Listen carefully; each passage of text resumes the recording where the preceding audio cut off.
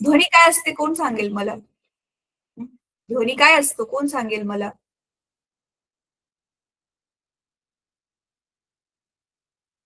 ध्वनी काय असतो?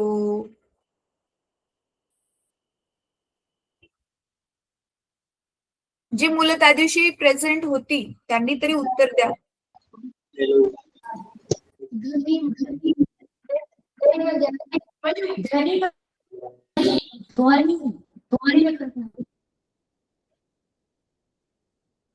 बर, ठीक आहे. अरे ध्वनी म्हणजे काय सांगितलेलं तुम्हाला आठवतंय? की असं स्वरूप आहे, ऊर्जेचं असं स्वरूप आहे ध्वनी, ज्याच्यामुळे आपल्याला ऐकू येतं. हे सांगितलेलं तुम्हाला आठवतंय ना? है ना? चला. तर आता पुढचा वाला भाग बघूयात.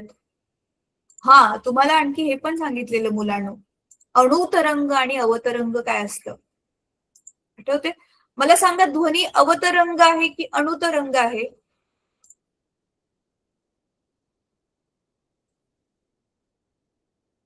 ध्वनी अणुतरंग आहे की अवतरंग आहे?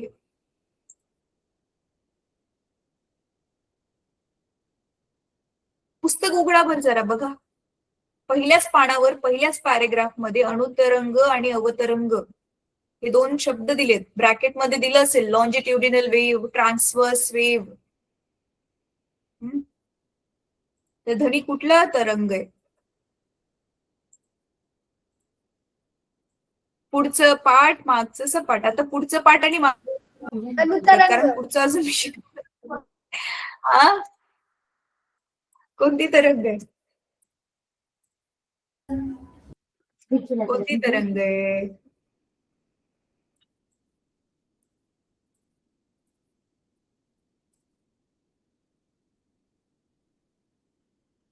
चला बघा. हेलो तर हेलो मॅडम, पेज नंबर सांगा. Hello, page number. Page number, अरे माझं की नाही, बरं थांब, हे ऑनलाईन पुस्तक आहे, ह्याच्यातला पेज नंबर माझ्या इथे 129 आहे पेज नंबर. बघ बरं, 29 नाही, 128.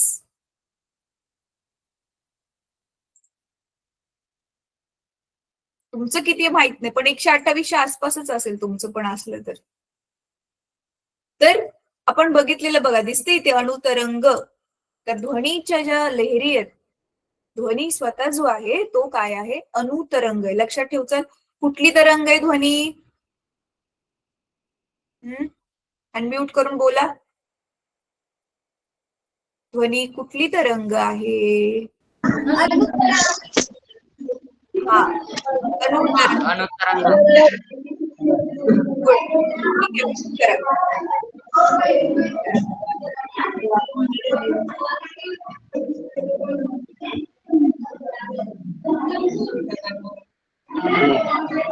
Hello madam.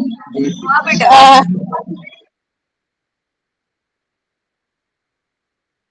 चला मुलांनो, आज आपण जो भाग बघणार आहे ना, हा भाग तुम्हाला 8वी मध्ये पण होता, पण मला माहितीये तुम्हाला आठवतच नसेल आणि व्यवस्थित तुमचं त्यावेळी झालंय की नाही झालंय अभ्यास करून ते पण नाही मला माहिती. म्हणून मग मी आता काय करणार आहे, ते तुमचं व्यवस्थित छानपैकी रिव्हिजन करून देणार आहे त्या भागाची. पण मग तुम्ही आता एकदम लक्ष देऊन ऐकायचंय. त्याच्यावरच आधारित मी तुम्हाला काही गणित पण विचारेल आणि प्रश्न विचारेल. ठीक आहे? तर एकदम छानपैकी लक्ष देऊन जे ऐकतील, जे उत्तरं देतील, त्या मुलांना मी काहीतरी छानसं टायटल देईल आज. ठीक आहे? कौतुक पण करेल त्यांचं, छानसं त्यांना टायटल पण मिळेल. ठीक आहे? चला.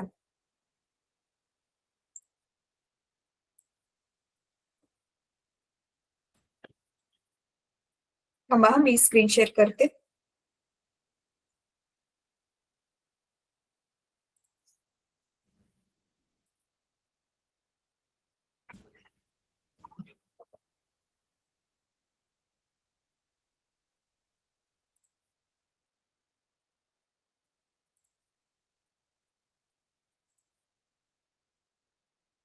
अच्छा, एक मिनिट हा मुलांना, स्क्रीन शेअर करायच्या आधी मला तुम्हाला एक सांगायचंय. हे बघा, आपल्याला समजा इथे एक स्पीकर लावलाय आणि माझे हे हात ते एका लाईनीमध्ये असलेले हवेचे कण आहेत असे मानून चालूया आपण. ठीक आहे? आता काय होतंय की ध्वनीमुळे तिथल्या तिथेच हवेचे कण असे हलतात आहेत, दिसतंय? बरोबर आहे? हे केलेलं आपण गेल्या वेळी पण. मग बघा एक वेळ अशी येते की ज्यावेळी जवळ आहेत, लांब आहेत, लांब आहेत, जवळ आहेत, लांब आहेत, जवळ आहेत, असं होतंय. आणि माझ्याकडे आता 2च हात आहेत. पण ऍक्च्युली असे खूप सारे आजूबाजूला असणार ना हवेचे कण एका लाईनीत, तर त्या सगळ्या एकसाथ असे हालतात आहेत. ते सगळे कण एकसाथ हालतात आहेत. मग ते हालत असताना मुलांनो बघा, जे कण जवळ आले की तो जो भाग बनतो आणि ज्या भागासाठी लांब लांब गेले तो जो भाग बनतो त्याला वेगवेगळी नावं दिलेली आहेत. आता ते नीट आपल्याला समजून घ्यायचंय. बघा आता तुम्हाला मी पूर्ण स्क्रीनच शेअर करते म्हणजे जास्त चांगलं कळेल.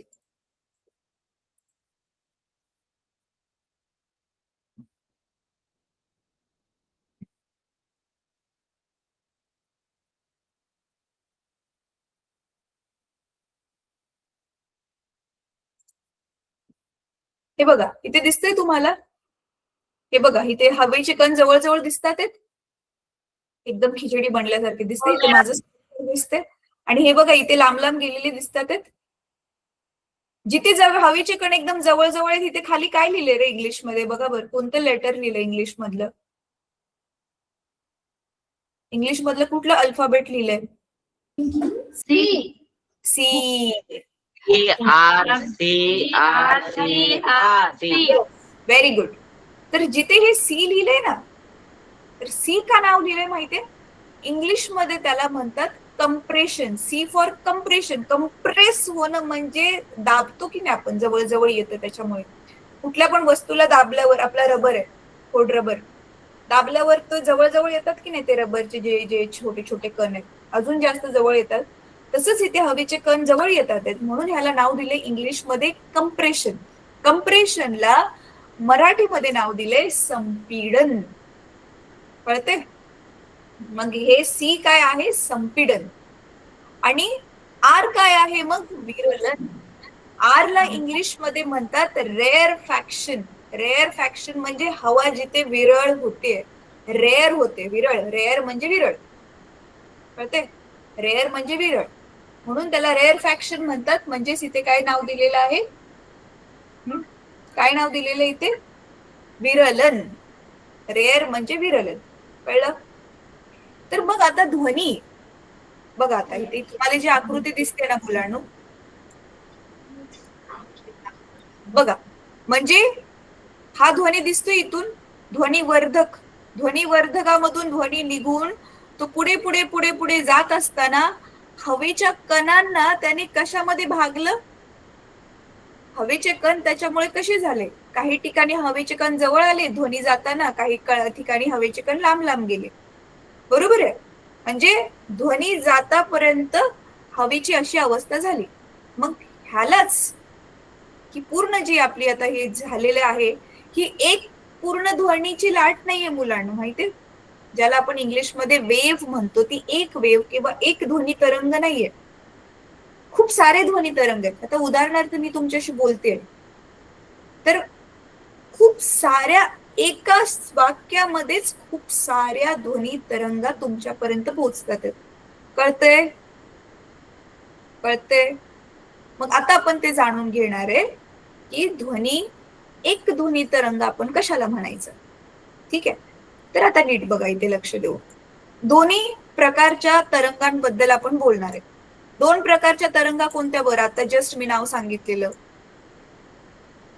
पहिली तर अणुतरंग. दुसरी कोणती सांगितलेली? अनम्यूट करून बोला. दुसरी तरंग कोणती सांगितलेली? मुलांना बोला ना रे. पुस्तकामध्ये, पुस्तक समोर पण आहे तुमच्या, पुस्तकामध्येच आहे, पहिल्याच पॅरेग्राफ मध्ये धड्याच्या. माझा आवाज येतोय ना तुम्हाला? हा मग बघा, पुस्तकात सांगा 2 प्रकारच्या तरंगा. पहिली अणुतरंग. अवतरंग. हा, थँक्यू सो मच बेटा. तुझं नाव सांग.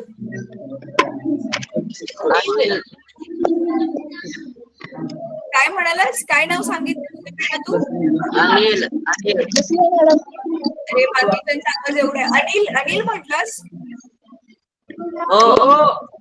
ओके. अनिल व्हेरी गुड बेटा. बघा इथे प्रकाशाचे काय आहेत, सॉरी प्रकाशच मध्ये ध्वनी हवेचे काय कण एकदम जवळ जवळ आहेत. मग इथे थोडे लांब लांब लांब लांब गेलेत. परत इथे एकदम जवळ जवळ जवळ जवळ आहेत असे हवेचे कण, बरोबर. परत इथे असे एकदम लांब लांब लांब लांब गेलेत आणि परत इथे एकदम जवळ जवळ जवळ जवळ आहेत, बरोबर आहे. मग हे काय आहे? सी. हे आहे आर. परत हे सी. परत हे आर. आता ही आकृती ना मुलांनो सेम टू सेम आपण अशी पण काढू शकतो.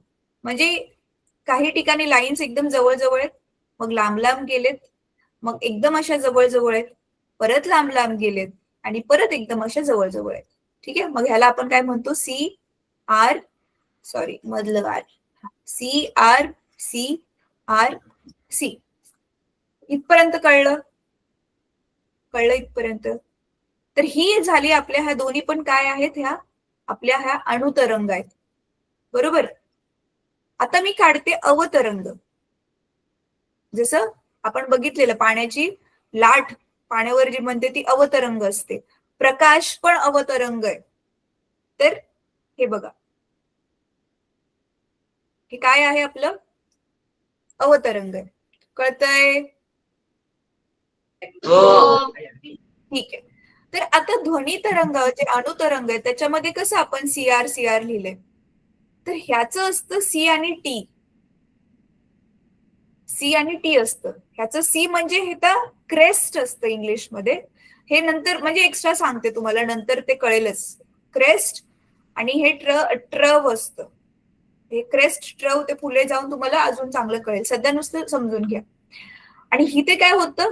सी म्हणजे इथे काय होतं? इथे सी म्हणजे काय होतं? हे कंप्रेशन. शॉर्ट मध्ये लिहिते आता मुलांना मी. कंप्रेशन म्हणजेच संपीडन. आणि आर म्हणजे काय होतं? रेअरफॅक्शन म्हणजेच विरलन.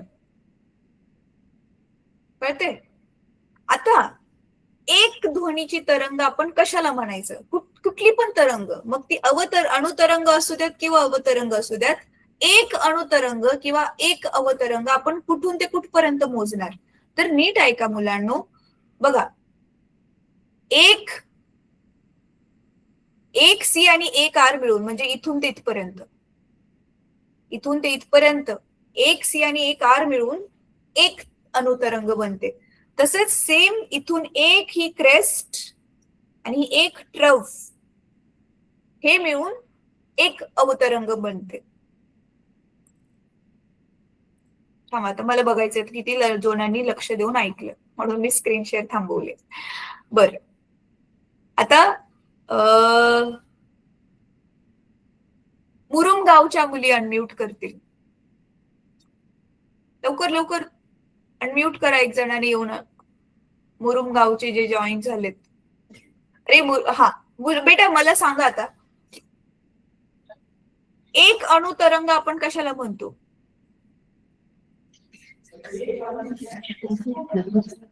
एक अणुतरंग. बाकीचे मुलं पण डोकं लावून हात वर करू शकतात उत्तर येत असेल तर.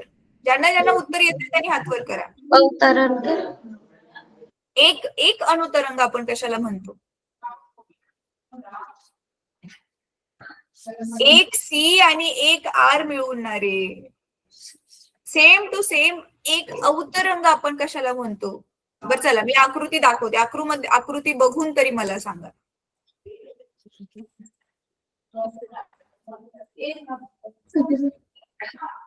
हा चला सांगा. आता आकृती पण दिसते. एक अणुतरंग आपण कुठून ते कुठपर्यंत म्हणतो? सी आणि आर. सी आणि आर मिळून. Very good.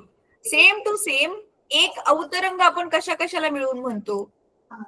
सी आणि टी. Very good. अच्छा, आता पुढचा प्रश्न. मग आता मी ज्या ह्या आकृत्या काढलेत, ही वाली आकृती, ह्या आकृतीमध्ये किती अणुतरंग आहेत? मग दोन. Very good. बरोबर. इथून ते इथपर्यंत ही पहिली वाली सीआरची आणि परत ही दुसरी सीआरची, तर दोन आहेत. Very good. आणि खालच्या आकृतीमध्ये किती आहेत अवतरंग? एक एकच आहे फक्त? दोन दोन दोन आहेत ना. बघा, इथून ते इथपर्यंत एक, परत इकडून ते इथपर्यंत दुसरी, दोन आहेत. ठीक आहे, कळलं? सिंपल होतं हे. एक तरंग मोजायची. Very good. आता पुढे ह्यांना की नाही आपण आता बघा, आपलं गतीच्या नियम धड्यामध्ये कसं आपण कुठल्या पण प्रकारची गतीचा अभ्यास केला की काय करायचं, मोजणंच होतं तिथे चालू. लांबी मोजली आपण म्हणजे अंतर मोजलं, वेळ मोजला, वेग मोजला. इथे पण तेच मोजण्याचंच काम करणार आहे. ध्वनीचा अभ्यास म्हणजेच ध्वनीला आपण मोजणार आहे. कळते? ठीक आहे. तर आता चला मोजायचं काम चालू करूयात आपण. थांबा, माझी स्क्रीन मी इथे कुठेतरी सेट करते. आता बघा मुलांनो, नीट लक्ष देऊन बघा. थांबा, वेगळं घेते मी. आता आपण पट्टी घेऊन, तसं तर शक्य नसतं, पण कल्पना करा, पट्टी घेऊन आपण हे एका सी आणि आर मधलं अंतर मोजलं की याचा अर्थ आपण काय मोजतोय, एका अणुतरंगाचं अंतर मोजतोय. बरोबर आहे? मग त्या एका अणुतरंगाची लांबी, एका अणुतरंगाची लांबी, त्यालाच तुमच्या पुस्तकामध्ये नाव दिलेलं आहे. हे बघा, इथे दिलेलं असेल, ध्वनी तरंगाची तरंग लांबी. एका तरंगाची लांबी म्हणजे तरंग लांबी. किती सोपं आहे, कळतंय? इंग्लिशमध्ये तरंगलाच वेव म्हणतात आणि लांबीला लेंथ म्हणतात. म्हणून वेव लेंथ, वेवची लेंथ म्हणजे वेव लेंथ. आणि त्याला नाव दिले ह्या चिन्हाने, ह्या चिन्हाला नाव म्हणतात लॅम्बडा. जसं आता बघा वस्तुमान असतं, वस्तुमानाला आपण काय नाव देतो इंग्लिशमध्ये मुलांना, कुठल्या लेटरने दाखवतो ते? वस्तुमानाला इंग्लिश मधून कुठल्या लेटरने नाव दिलेलं आहे? बरं, हायड्रोजनला काय नाव दिले इंग्लिशमध्ये? हायड्रोजनला इंग्लिशमध्ये काय नाव दिलंय? ABCD काय दिलंय त्याला नाव हायड्रोजनला? हायड्रोजनला जसं H दिलंय नाव, तसंच इथे ते तरंग लांबीला त्यांनी नाव दिलंय लॅम्बडा. त्या चिन्हाचं नाव आहे लॅम्बडा. अरे ह्याच्यावरून की नाही, मी एका शाळेमध्ये शिकवत होते ना, म्हणजे मला नव्हतं माहिती, पण तिकडच्या मुलांनी जोक केला. काय जोक केला माहितीये का? थांबा, मी स्क्रीन शेअर थांबवते. ऍक्च्युअल मध्ये लॅम्बडा LAMBDA, लॅम्बडा हा शब्द इंग्लिश मधला आहे, कारण हे इंग्लिश शास्त्रज्ञांनी नावं दिलीत ना. पण आपलं मराठी माणूस वाचायला गेलं की लॅम्बडा न म्हणता LAMBDA ला लांबडा पण म्हणू शकतो. लांबडा म्हणू शकतो ना. मग तरंग, ध्वनीचा तरंग किती लांबडा आहे म्हणून तो लॅम्बडा. कळलं? इझी. जोक आवडला तर टाळी वाजवा. खरंच आवडलाय ना? तर मग मी पण हसायला लागले. एका मुलाने हे शोधून काढलं की मॅम बघा, हा किती लांबडा आहे म्हणून तो लॅम्बडा. इझी. तर मग तरंगाची जी लांबी आहे ती काय आहे? तरंग लांबी. आणि त्याला कुठलं चिन्ह दिले? लॅम्बडा हे चिन्ह दिलेलं आहे. ठीक आहे, तर हे लांबडाच म्हणायचा मुलांना, तुम्ही लांबडा नका म्हणू. तर एक झाली तरंग लांबी मोजून झाली आपली. आता त्याच्यानंतर आहे मुलांनो, तरंग लांबीसाठी जायला किती वेळ लागतोय. आता बघा, उदाहरणार्थ असं घेऊया आपण की इथे ना एक दरवाजा आहे. काय आहे? इथे एक दरवाजा आहे. ठीक आहे, आणि ना ह्या दरवाजाच्या आतमध्ये आपण काय लावलेलं आहे? इथे असा मोठा असा स्पीकर लावलाय. पण ही ज्या रूम मधचा तो दरवाजा आहे ना, असं आपण मानून चालूया की तो एकदम पॅक बंद आहे. म्हणजे अशी वाली रूम आहे की ज्याच्यातून आवाज अजिबात बाहेर नाही पडत, अशा पद्धतीची ती बांधणी केलेली रूम आहे. मग आता तुम्हाला माहितीये मुलांनो, ह्याच्यामधून अशा खूप साऱ्या आता मग काय होतील, अणुतरंगा बाहेर पडायला लागतील. बरोबर आहे? ह्या स्पीकर मधून. आणि समजा आता आपण दरवाजा उघडा केला. मग दरवाजा उघडा केल्यावर एका सेकंदामध्ये, नीट बघा, दरवाजा उघडा केल्यावर एका सेकंदामध्ये समजा, नीट समजून घ्या, एका सेकंदामध्ये समजा 10 ह्या तरंगा बाहेर पडल्या. किती? एका सेकंदामध्ये 10 तरंगा बाहेर पडल्या. तर एका तरंगाला बाहेर यायला किती वेळ लागला मुलांनो, सांगा बरं. त्या दरवाजातून एका तरंगाला बाहेर यायला किती वेळ लागला? असं पण समजू शकता. समजा आपण इथे तरंगा न घेता हा तुमच्या वर्गाचाच दरवाजा आहे आणि तुम्ही 10 मुलं असे लाईनीमध्ये राहिलेला होता आणि जसा दरवाजा खोलला एका सेकंदात पटापट 10 मुलं बाहेर आली. एका मुलाला दरवाजाच्या बाहेर यायला किती वेळ लागला? काय करणार? गुणाकार, भागाकार, बेरीज काय करणार? 1 सेकंद 10 मध्ये वाटला गेलाय, काय करणार? अर्धा मिनिट. अर्धा मिनिट. 1/10 करणार ना रे मुलांनो. 1 सेकंद एकाला 10 ने भागावं लागणार ना, बरोबर आहे. मग किती वेळ लागेल? पॉइंट मध्ये उत्तर काढा आता याचं दशांश रूपात. 0.1 सेकंड. कळतंय? म्हणजे एका ध्वनी तरंगाला बाहेर यायला जो वेळ लागला तो आहे. हॅलो. हा बेटा बोल बोल, मी ऐकतेय. तर एका सेकंड मध्ये जेवढा वेळ लागला एका तरंगाला यायला तो 0.1 सेकंड आहे, 0.1 सेकंड आहे. तर ह्यालाच काय नाव दिलेलं आहे तुमच्या पुस्तकामध्ये? एका तरंगाला लागलेला काळ आहे तो, बरोबर आहे. एका तरंगाला लागलेला काळ आहे म्हणून त्याला नाव दिले तरंगकाल. कळतंय? काय नाव दिलंय? तरंगकाल. ठीक आहे. बघा, एक आवर्तन पूर्ण होण्यास लागणाऱ्या कालावधीस तरंगकाल म्हणतात. आता हे आवर्तन, तर मी तर तरंग वगैरे हे आवर्तन वगैरे काही शिकवलंच नाही. ह्याचा अर्थ मी तुम्हाला सांगते. हे बघा, एकतर ना आपलं ही असते मुलांनो, एकतर अशी वाली आपली तरंग असते जी पुढे पुढे जाते आणि काही काही जे तरंग असतात ना ते पुढे नाही जात, तिथल्या तिथेच हालत राहतात. जसं आपली स्प्रिंग खेचली, रबर बँड खेचला आणि त्याला खेचलं, हलत राहतो तो एका जागेला, बरोबर आहे. मग आता आवर्तन काल म्हणजे काय? आता जसं की उदाहरणार्थ तुमच्याकडे हा नादकाटा आहे. नादकाटा कोणाकोणाला माहितीये? माहिती असेल तर हो म्हणा. नादकाटा माहिती असेल तर हो म्हणा. अरे नादकाट्यामध्ये किती एक धागा घेतात आणि धाग्याला खाली छोटासा ना लोखंडाचा तो गोळा बांधतात. तुमच्या शाळेमध्ये प्रयोगशाळेमध्ये असेल हा, त्यालाच म्हणतो आपण नादकाटा. तर मग धागा बांधून त्याला असं सोडून दिलं, एका बाजूला आता खेचलं आणि सोडून दिलं, तर तुम्हाला माहितीये तो झोक्यासारखा इकडे तिकडे असं फिरत राहील, मागे पुढे असं फिरत राहील, राईट लेफ्ट. तर मग जिथून त्याने सुरुवात केलेली ना, बघा, जिथून त्याने सुरुवात केलेली तो गेला आणि माघारी आला. म्हणजे त्याने काय केलं? एक आवर्तन केलं, एक राऊंड पूर्ण केला, एक पूर्ण फेरी मारली. पूर्ण फेरी मारून माघारी यायला त्याला जो वेळ लागला त्याला पण तरंगकाल म्हणतात. इथे तरंगकाल म्हणजे काय?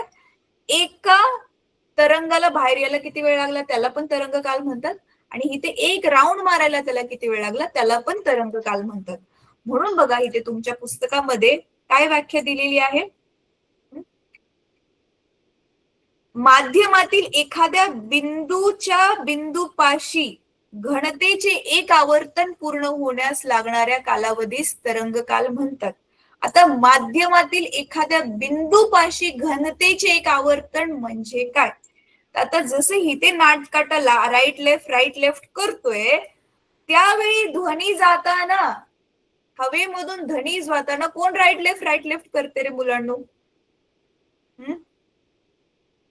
हे हवेची घनता बनली ना, इथे दाट बनली ना हवा, मग ही आता राईट लेफ्ट करते की नाही ध्वनी जाताना? एकदा इकडे एकदा तिकडे, परत एकदा इकडे एकदा तिकडे. मी दाखवलेलं ना माझ्या हातांची ऍक्शन करून, कळते? तेच. मग तो राईटला गेला, मध्ये परत आला, परत लेफ्टला गेला, परत मागे आला. म्हणजे तो आधी जिथे होता तिकडे परत माघारी यायला पूर्ण राऊंड कंप्लीट करून त्याला किती वेळ लागतोय, तीच आहे इथे तरंग लांबी. तर तरंग लांबी तुम्ही ह्या हवेतील बिंदूसाठी पण मोजू शकता की तो राईट लेफ्ट करायला एक राईट लेफ्ट करून माघारी यायला किती वेळ लागतोय, किंवा जिथून ध्वनी तरंग चाललीये तर कुठल्या पण एका बिंदूमधून तिला पास व्हायला, त्या निघून जायला त्या बिंदूमधून तिला किती वेळ लागतोय. तर त्या दोघांना सुद्धा आपण काय म्हणू शकतो, तरंग काळ म्हणू शकतो. कळते? तरंग काल म्हणू शकतो. आता तरंग काल म्हणजे काळ आहे, तो वेळ आहे. वेळला इंग्लिशमध्ये आपण टाइम म्हणतो, म्हणून तरंग कालाला आपण टी नावाने दर्शवतो. कुठल्या नावाने दर्शवतो? टी. कळलं? इथपर्यंत कळलं मुलांनो? बघा, हे माझ्या स्क्रीनवर तुम्हाला हे दिसते ना, हे निळं निळं मी केलंय. तुमच्या पुस्तकात पण त्याला अंडरलाईन करून घ्या, त्याला पाठ करायचंय. ठीक आहे? हो मॅडम. Okay, very good. आता मुलांनो, इथे बघा दिलेला आहे वारंवारिता. वारंवारिता म्हणजेच ह्याला आपण इंग्लिशमध्ये म्हणतो फ्रिक्वेन्सी. आणि त्याला न्यू ह्या अक्षराने दिसते, न्यू. हॅपी न्यू इयर मधला न्यू नाही बरं का, हे वाले चिन्ह न्यू. तर ह्या न्यू अक्षराने ह्याला दर्शवतात. आता ही वारंवारता काय असते बघा. हा जो आपला दरवाजा होता ना, मगाशी जसं मी म्हंटल, एका सेकंदामध्ये किती तरंग बाहेर पडलेले? अरे, एका सेकंदामध्ये किती मुलं बाहेर आलेली, म्हणजे किती तरंग बाहेर पडलेल्या? 10. मग एका सेकंदामध्ये किती ध्वनी तरंग बाहेर पडल्या, म्हणजेच त्या दरवाजातून एका सेकंदात वारंवार किती ध्वनी तरंग बाहेर आल्या, म्हणून वारंवार होतंय ना, म्हणून त्याला आपण म्हणतो वारंवारिता. तर इथे मग ती वारंवारिता आपण कशी लिहिणार माहितीये? एकतर त्याचं चिन्ह काय आहे, हे असं न्यू ह्या चिन्हाने वारंवारिता दाखवतात. आणि इथे ती वारंवारिता किती आहे? 10 बाहेर आलेत, म्हणून ही 10 आहे. आणि जसं आपण वेळेला कशात मोजलं? सेकंड्स मध्ये मोजलं, बरोबर आहे? तसं इथे वारंवारितेला हर्ट्झ मध्ये मोजतात. वजन आपण कशात मोजतो मुलांनो? बटाटे आणायला गेल्यावर किती कशामध्ये मोजतो आपण? कुठल्या एककात मोजतो? बोला रे पटकन. Weight machine. अरे, वेट मशीनने मोजतो, पण आपण किती मागतो मागताना? 2 बटाटे दे म्हणतो का आपण? किती मागतो? कसं मागतो बटाटे?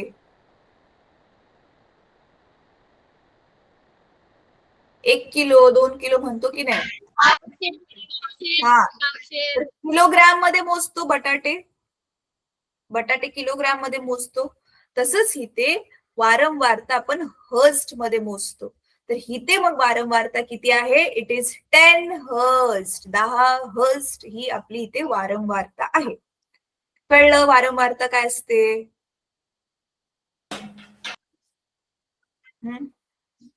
चला, आता मी पुढचं एक्सप्लेन करायच्या आधी ना ह्याचं एक गणितच सोडूया, तेव्हा कुठे जाऊन तुमच्या डोक्यात एकदम फिट बसेल ते. थांबा. बघा, आता ना तोंडीच गणित आहे बरं का मुलांनो. हे बघूया कोण छानपैकी डोकं लावते. हे बाकीचं सगळं मी इथून मुजवते, जे मला पाहिजे तेच ठेवते मी. हा, आता सेम दरवाजा आहे, सेम रूम आहे, आणि समजा, नीट मग ऐका हा मुलांनो, समजा आता 5 सेकंदामध्ये, किती? 5 सेकंदामध्ये ह्या दरवाजामधून 20 ध्वनी तरंग बाहेर पडल्या. किती बाहेर पडलेत? किती बाहेर पडलेत? 20. हा, मग आता सगळ्यात आधी तर तुम्ही तरंग काळ काढा, म्हणजे एका तरंगेला किती वेळ लागला. काढा, ते काढा आधी. चला मला सांगा, काय करचाल?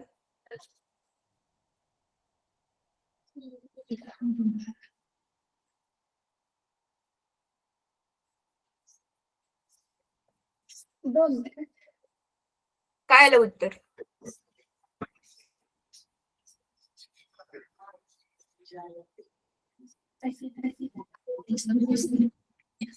याचं सूत्र सांगते पाहिजे तर एकूण सगळ्याला मिळून किती काळ लागलाय, म्हणून एकूण काळ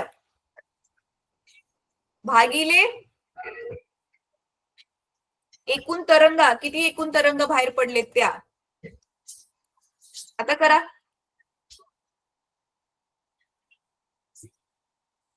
तर एकूण काळ किती आहे? 5 सेकंड. टोटल किती आहेत? काय आलं? 0.2 5/20 1/4 आलं उत्तर. आणि सॉरी, दशांश रूपामध्ये उत्तर काढून सांगा आता किती आलं. हे 1ला 4 ने भागा, पॉइंट मध्ये उत्तर काढा, किती आलं उत्तर? 0.25 म्हणजे ऐका मुलांनो, एका तरंगाला किती वेळ लागला? 0.25 सेकंड. म्हणजे पूर्ण 1 सेकंड पण नाही लागले. बघा किती कमी वेळ लागलाय. ठीक आहे. आता पुढे, आता नवीन सूत्र सांगते. आता समजा तुम्हाला विचारले वारंवारता काढा, काय काढायचे? एक मिनिट, एक मिनिट, वारंवारता आहे की वारंवारिता आहे मला बघू द्या. येस, वारंवारिता आहे. मग ही वारंवारिता म्हणजे काय काढायचं आपल्याला? न्यू काढायचं. माहितीये न्यूचं आणि टीचं संबंधाचं एक सूत्र आहे. न्यू बरोबर 1/T, 1/T. तर टी ऑलरेडी मिळालाय तुम्हाला. चालेल का आता मला ह्याचं सूत्र? वारंवारता किती आली मग?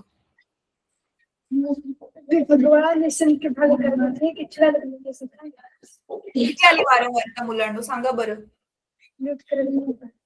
1/0.25 किती आली उत्तर? किती आलं? खालचं पॉइंट काढून वरती काय बनेल?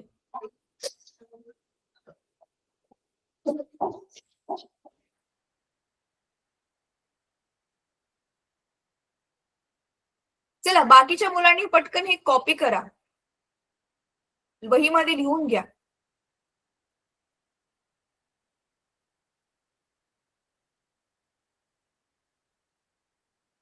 काय आलं उत्तर? तुम्ही गणितामध्ये एवढे कच्चे नसाल ना रे. 1/0.25 ह्याचं उत्तर काय आलं? अरे तुम्हाला माहितीये ना मुलांनो, हे खालचे आपण पॉइंट काढून हे वरती 2 शून्य वाढवू शकतो. ह्या पॉइंट नंतर 2 अंक आहेत म्हणून वरती 2 शून्य वाढवून खालचा पॉइंट काढून आपण नुसतं 25 लिहू शकतो. शिकलाय की नाही तुम्ही हे गणितात? मग आता सांगा काय आलं उत्तर? 25चा पाडा 100 पर्यंत मोजा, काय आलं उत्तर?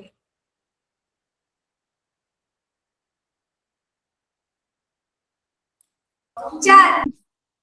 येस, 4. सो 25 एके 25, 25 चोक 100. मग इथे आलं उत्तर आपलं 4 हर्ट्झ. कळलं वारंवारिता आता कशी काढतात? आधी तरंगाचा काळ काढायचा, तरंग काळ काढायचा आणि मग हे सूत्र वापरून वारंवारता काढायची. वारंवारता 4 आली ह्याचा अर्थ काय झाला माहितीये मुलांनो? म्हणजे एका सेकंदामध्ये ह्या दरवाजामधून किती तरंगा बाहेर पडलेल्या? 4 तरंगा बाहेर पडलेल्या. म्हणून बघा ना, 5 चोक 20 है ना. 5 सेकंदामध्ये एका सेकंदामध्ये 4 तरंगा बाहेर पडल्या, म्हणून 5 चोक टोटल 20 तरंगा बाहेर पडल्या. कळलं वारंवारता काय असते? तर वारंवारता काय असते? एका सेकंदात किती बाहेर पडल्या. आणि तरंग काळ काय असतो? एका तरंगाला किती वेळ लागला. कळतंय? कळतंय? ठीक आहे. चला आता पुढची अजून एक गोष्ट बघूयात. आता ह्याला झाले लिहून, पुसू ह्याला मुलांनो. हे लिहून झाले, पुसू का हे झाले लिहून?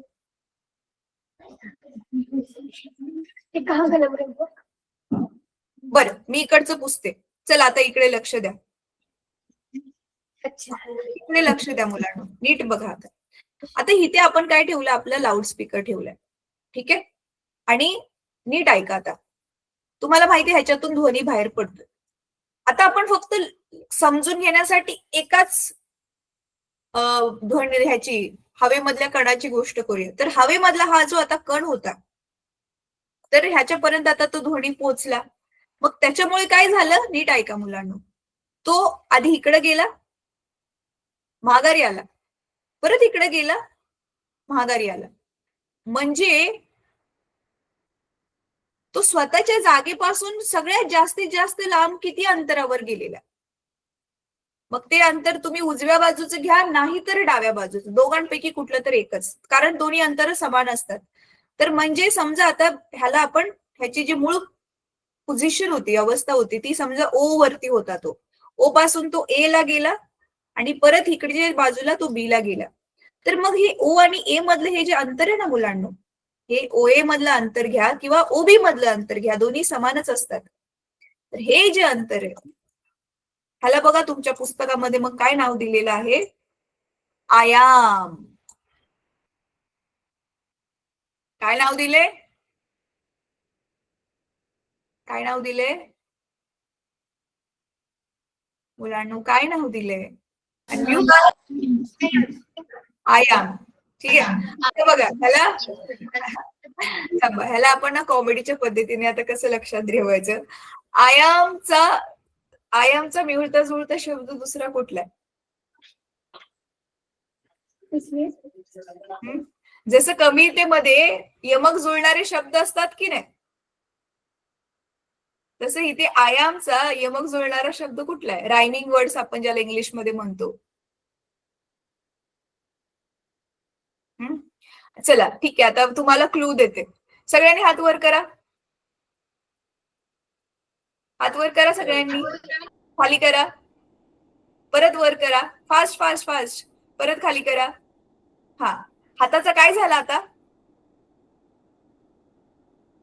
हाताचा काय झाला आता, अनम्यूट करा. व्यायाम, राईट. तसंच मग हे आयाम आहे. हवेचा कण राईट लेफ्ट करतोय ना, मग तू किती त्याने लांब पर्यंत राईट लेफ्ट केलं, तेवढ्या भागाची लांबी, म्हणजेच इथे त्याला काय नाव दिले, आयाम. लक्षात राहील आता आयाम काय असतं. व्यायामचा मिळता जुळता शब्द, इथे आयाम नाव दिले त्याला. ठीक आहे, चला आता पुढे.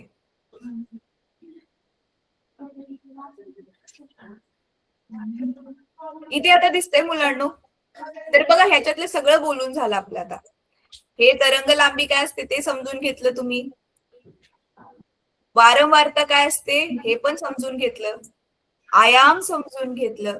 ठीक आहे, आणि तरंग काळ काय असतं ते पण समजून घेतलंय. आता पुढचा जो तुम्हाला दिलाय ना, ह्या सगळ्यांना जोडणारा ध्वनीचा वेग, आता ते मी तुम्हाला एक्सप्लेन करते ते काय असतं. नीट ऐका. नॉर्मल आपलं वेगाचं सूत्र काय मुलांना, वेगाचं सूत्र काय आहे, पहिल्याच धड्यात शिकलाय ना, अंतर भागिले काळ, हो की नाही. वेगाचं सूत्र अंतर भागिले काळ आहे. आता नीट बघा, हे बघा की हा आपला जो तो दरवाजा होता, नीट ऐका मुलांना, ह्या दरवाजामधून समजा एकच अणुतरंग बाहेर आली. आता मला ड्रॉ करायला सोपं जावं म्हणून अवतरंग दाखवले, माना एकच अणुतरंग बाहेर आली, एकच बाहेर आली. ती आधी अशी इकडे होती आणि मग दरवाजा उघडल्यावर ती इथून इथपर्यंत बाहेर आली, एक अणुतरंग बाहेर आली.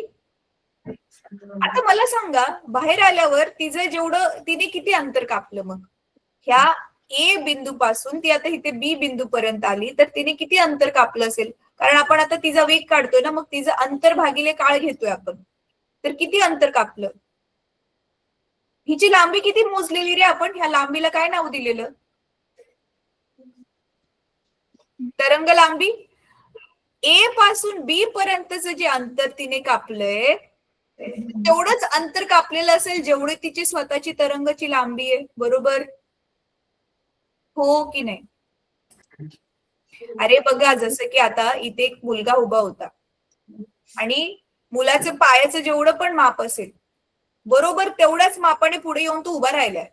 मग मुलाने कापलेलं अंतर हे आपण त्याच्या पावलाने मोजणार की नाही? त्याचं पाऊल जेवढं आहे तेवढंच तर अंतर कापणार की नाही तो? मॅडम. हा, मग तसंच त्याच्या पावलाचं अंतर आहे. तसंच तरंग जशी बाहेर आली, मग तरंगाची स्वतःची लांबी आहे तेवढंच ती अंतर कापणार. म्हणून मग इथे अंतराच्या ऐवजी आपण काय लिहिणार? तरंग लांबी. बरोबर आहे? आणि तरंगाची लांबी म्हणजे ती किती लांब आहे, किती लांबडा आहे तो तरंग, म्हणून आपण त्याला काय नाव दिलेलं? लॅम्बडा. म्हणून कंसामध्ये मी काय लिहिले ते लॅम्बडा. आणि काळ, आता इथे जसं एका मुलाला बाहेर येण्याला किती वेळ लागला, त्यालाच आपण काय नाव दिलेलं? ही एकच तरंग बाहेर आली आहे, म्हणजे तिला जेवढा वेळ लागलाय, तरंगला लागलेला काळ, त्याला काय नाव दिलेलं आपण? काय नाव दिलेलं? तरंगला लागलेला काळ, त्याला काय नाव दिलेलं? इथे बघा बरं पुस्तकात काय होतं हे? दिसतंय हे काय होतं? कुठला काळ होता? तरंग काळ. कळते? म्हणजे अंतराच्या ऐवजी आपल्याला तरंगाची लांबी घ्यायची आणि काळाच्या ऐवजी आपल्याला काय घ्यायचंय? तरंग काल. आणि मग आपल्याला मिळेल वेग. त्या ध्वनी तरंग किती फास्ट बाहेर येतोय किंवा किती स्लो बाहेर येतोय त्याच्यावरून आपल्याला वेग कळेल. जसं की आता उदाहरणार्थ, मुलांनो शांत बसा. कळलं? माझ्या बोलण्याचा वेग लहान होता. हो मॅडम. आणि दुसरं, मुलांनो शांत बसा, वेग वाढवला. हो मॅडम. हा, तर तोच आता वेग आपण काढतोय. चला आता ह्याचे हे सूत्र कळलं तुम्हाला. आता ह्याच्यावर एक गणित सोडूया. थांबा, आता इकडचं मी मुजवते. तुमचं झालं असेल आतापर्यंत लिहून. आता मी ह्याच दुसऱ्यासाठी पटकन आकडे देते. गणित तुम्ही स्वतः सोडवायचे. सूत्र मी ऑलरेडी तुम्हाला सांगितले. समजा, नीट बघा आता. हा, तोच हा दरवाजा आहे आणि ह्याच्यातून आता एक ध्वनीची तरंग बाहेर पडली आहे. त्या ध्वनीच्या तरंगाची लांबी, ती ध्वनीच्या तरंगाची लांबी किती आहे? समजा ती खूप मोठी आहे बरं का, ती 1 मीटर आहे आणि तिला बाहेर यायला, समजा तिला बाहेर यायला अर्धा मिनिट लागला. किती मिनिट लागला? सांगा आता, वेग सांगा मला आता. दोन्ही गोष्टी दिलेत मी, सांगा वेग सांगा. चला बघूया पटपट पटपट कोण सोडवते.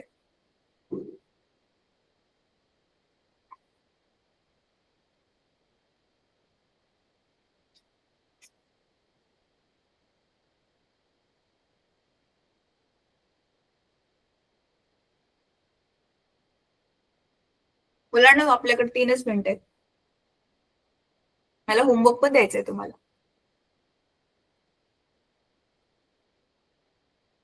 काय आलं उत्तर? अनम्यूट करून सांगा. बरं, अनम्यूटच ठेवा आणि मला नंतर सांगा.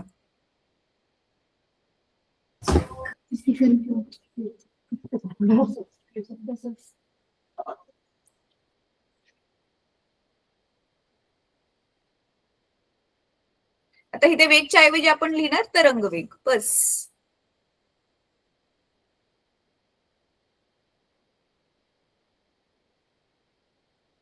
बरोबर आहे? म्हणजे आपलं सूत्र आलं व्ही बरोबर लॅम्बडा भागिले टी. आता इथे हाच 1 मीटर लॅम्बडा दिलाय आणि हाच आपल्याला टी दिलाय.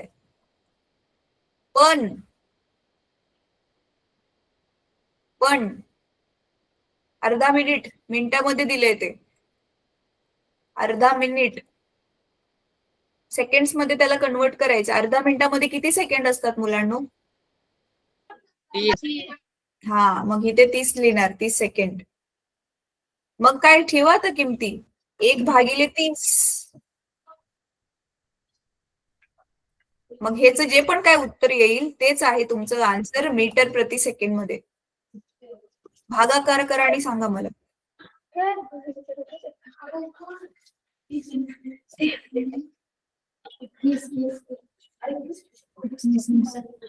किती आलं उत्तर?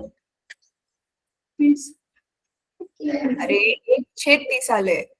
पॉइंट मध्ये किती उत्तर आलं दशांशामध्ये?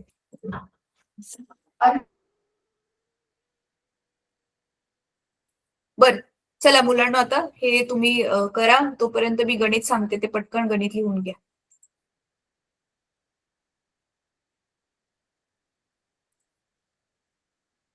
मग मी परत स्क्रीन दाखवते. गणित सांगते, चला पटकन गणित लिहून घ्या.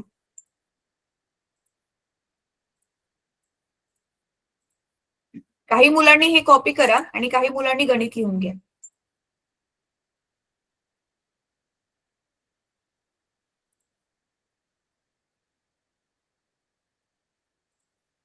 गणित लिहा. 20 सेकंदात 20 सेकंदात 100 तरंगा बाहेर पडल्यास 20 सेकंदात 100 तरंगा बाहेर पडल्यास तरंग काळ व वारंवारता काढा. तरंग काळ व वारंवारता काढा.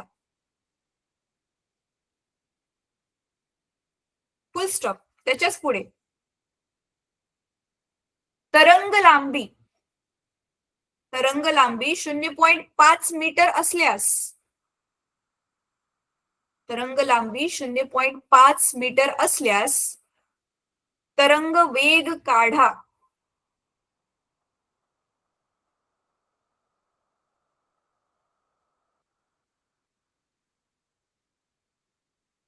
झालं लिहून?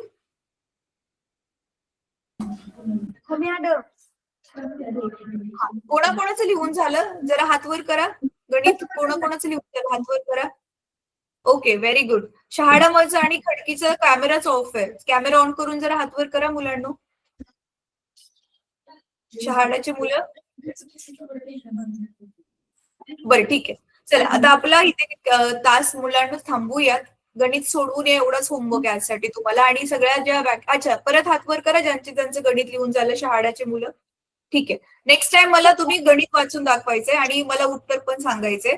तर एक तर हे गणित सोडवायचे, तो होमवर्क आहे. आणि दुसरं, हे जे व्याख्या होत्या ना तरंग लांबी वगैरे, जो छोटासा पॅरेग्राफ होता तो पाठ करा. ठीक आहे. चला बाय मुलांना. बाय.